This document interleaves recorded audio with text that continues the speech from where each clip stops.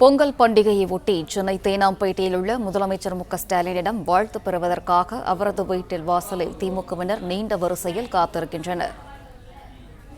கூடுதல் விவரங்களை வழங்குகிறார் செய்தியாளர் முனாஃப். வணக்கம். விவரம்.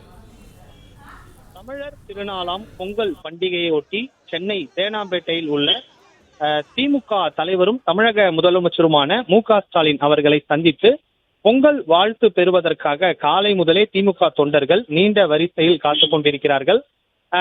ஆண்டுதோறும் பொங்கல் பண்டிகையொட்டி தமிழக முதலமைச்சர் மு.க.ஸ்டாலின் அவர்கள் திமுக தொண்டர்களை சந்தித்து வாழ்த்து பெறுவார்கள். அந்த வகையில இந்த ஆண்டும் பொங்கல் திருநாளை இன்று முன்னிட்டு தமிழக முதலமைச்சர் மு.க.ஸ்டாலினை சந்திப்பதற்காக காலை முதலே திமுக தொண்டர்கள் நீண்ட வரிசையில் காத்திருக்கிறார்கள்.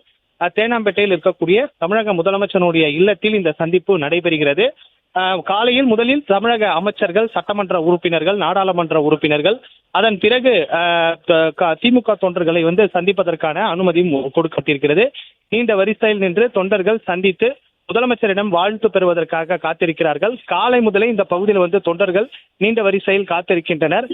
பல்வேறு புகைப்படங்கள், அதே போன்று பூங்கொத்துகள் கொண்டு வந்திருக்கிறார்கள், புத்தகங்கள் கொண்டு வந்திருக்கிறார்கள். முதலமைச்சரை சந்தித்து வாழ்த்து பெறுவதற்காக ஆண்டுதோறும் தமிழக முதலமைச்சர் பொங்கல் பண்டிகையொட்டி தொண்டர்களை சந்திப்பது வழக்கம். அந்த வகையில் இந்த ஆண்டும் தொண்டர்களை சந்திப்பதற்கான ஏற்பாடுகளும் காவல்துறை பிளே ஸ்டோர் மற்றும் ஆப் ஸ்டோரில் இருந்து பாலிமர் செயலியை QR கோடு மூலம் பதிவிறக்கம் செய்யுங்கள்.